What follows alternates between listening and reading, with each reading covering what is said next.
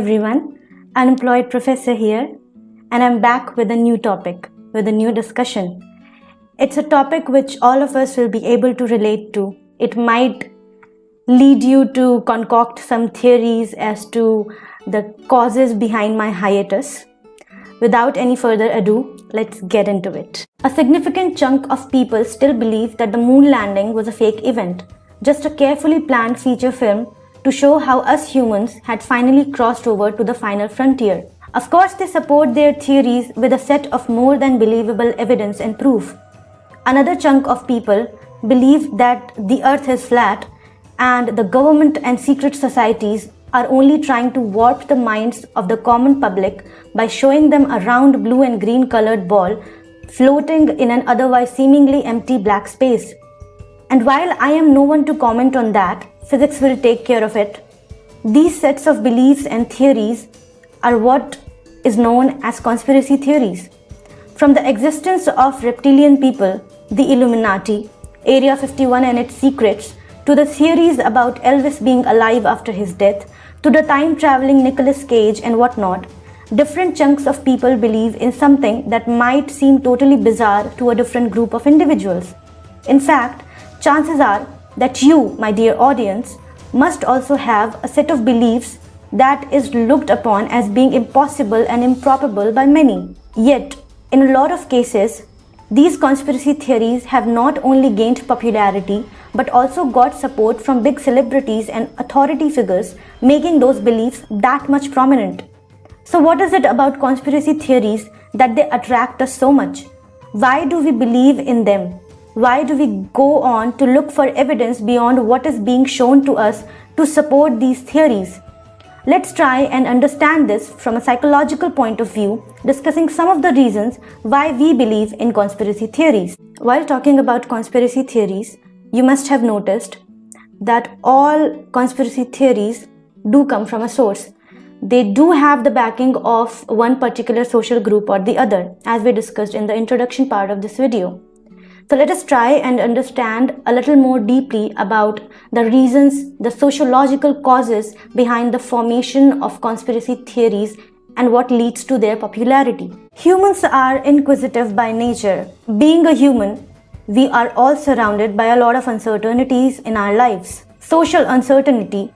For the most part, conspiracy theories surface and resurface with more intensity, particularly during uncertain times, or after an uncertain or dubious event has taken place. Case in point, COVID-19. Even though the origins of the virus have been traced and confirmed, a plethora of conspiracy theories about it being a genetically modified biological weapon, a tool for world domination, etc., have been doing the rounds. Many people are even pointing out that a series of other deadly viruses are either in the developing stage or have already been developed by China to further the agony in which we are all residing. Who's to say that these are true? But then again, who's to say that they aren't? And this is the uncertainty which makes it all the more intriguing to the minds of our common public. Naturally, these are not all the sociological causes behind the formation and popularity of conspiracy theories, but I have tried to scratch the surface. Now, let's try and understand the personality, the behaviorisms of particular individuals that get involved in the formation, in the transmission, in the popularity of conspiracy theories. Researchers have found that almost all the individuals who get behind a conspiracy theory, who form a conspiracy theory, who popularize it, they all have certain common personality and behavioral traits. So let's try and understand what could be those common traits. Some of these personality traits include aggression. Though not overtly present in all cases, some people who believe in such theories may be of extremely aggressive nature, who may resort to physical violence in order to protect their identity and beliefs from being threatened. It is a very commonplace phenomenon happening very frequently in our nation as well, in connection to almost every other thing that happens. Apart from aggression, there is a very strong link between anxiety and conspiracy theories. Case in point, anti-vaxxers. Anti-vaxxers are anxious that vaccine causes autism Anti-choicers are anxious that abortion or use of contraceptive is murder. A 2005 study revealed that there is a surprisingly common belief among African American people that the use of contraceptives is a form of black genocide. Therefore, one can see that it comes down to the anxiety of survival of not only one's belief systems, but the survival of the self as well, which might pull an uncertain person towards a particular conspiracy theory. Merely mentioning OCD, obsessive compulsive disorder, creates an image in one's mind of people who are religiously set in their ways and refuse to see beyond that which they want to believe in. Therefore, it is highly likely that somebody who is obsessed with a certain idea might get behind it and might also try to get others behind it. In earlier studies, researchers had pinpointed towards the backfire effect, which simply means that if you try to logically argue with and challenge someone's belief systems because that seem appalling to you, this will make them all the more insistent on preserving their beliefs owing to the lack of evidence on their part. However, backfire effect has been discredited in the recent times owing to the fact that if somebody who believes in a particular conspiracy theory is presented with a logical explanation behind why that conspiracy theory might just not be true, they tend to back off in the presence of logical evidence. Talking about personality and behavioral traits, we can also venture into the arena of defense mechanisms. There is no arguing that certain defense mechanisms are definitely at work when it comes to people who get behind a particular conspiracy theory. These defense mechanisms can include denial, rationalization, sublimation, among others. For example, in case of Elvis Presley, people refused to believe that he had died when he had died.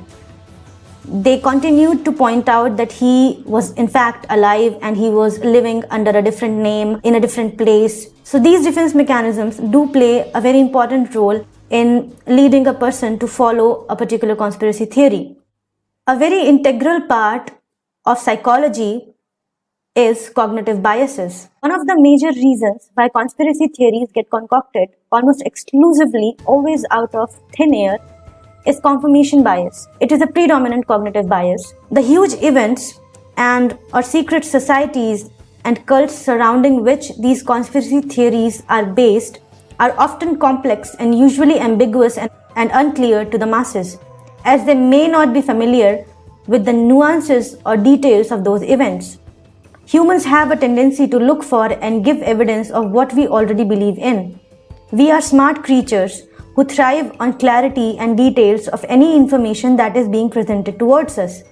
Therefore, when we feel that we are being ripped off of an explanation, as Sherlock Holmes said, we tend to come up with facts to suit the theories instead of theories to suit the facts. For example, in the Indian city of Bhangar, surrounded by the thick, lavish forests that spread across the foothills of the Aravalli mountain ranges, lies the once glorious fort of Bhangar. Since eons, it has been considered a haunted place or a haunted palace by everyone, despite vehement denials of the locals. When the Archaeological Survey of India put up a board asking people to not stay at the fort from sunset till sunrise, a new wave of conspiracy theories came up. People even started associating it with the fact that the government is hiding something and that the place is haunted or is a hotspot of illegal activities. All majorly because a simple explanation for the notice board was given. The place is surrounded by dense forests and there is a risk of panther attacks. This is another cognitive bias called proportionality bias. When we perceive an event or a situation to be huge, we find it extremely hard to believe in a simple explanation that has been given to us for it. Of course, the presence of these biases do not confirm or deny the accuracy of these conspiracy theories, but it's all just food for thought. It is important to have a belief system. In fact, as a human being, as a social creature, it becomes all the more necessary to have a set of belief system to guide us. However, while talking about conspiracy theories, at some point it does become important to ask 3 questions. These 3 questions are given to us by an educational psychologist at Pennsylvania State University named Karen Murphy. Through her research, she pointed out these questions which we need to ask when we are trying to get behind a conspiracy theory. 1. What is your evidence? What are the possible proof and evidence that you can provide or that have been provided to you that you are so inclined to believe in a conspiracy theory? 2. What is your source for that evidence? Is it a reliable source? Is it a valid source?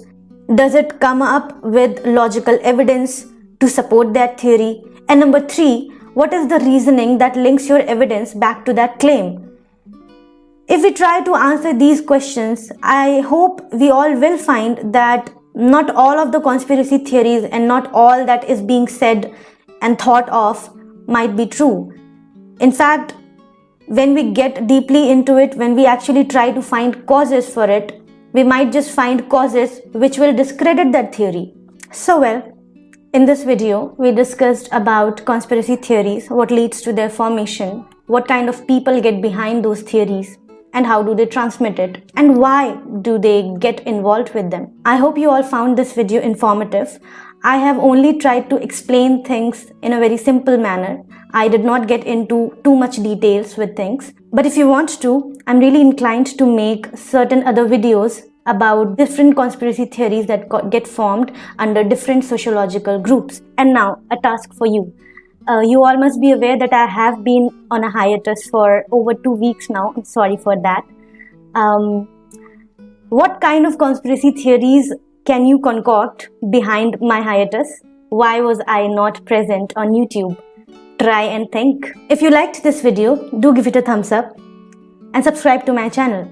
Share your thoughts and the conspiracy theories that you believe in the comments down below. You can also follow me on Instagram. The handle will be visible right there. This is Unemployed Professor signing off. Take care and be happy.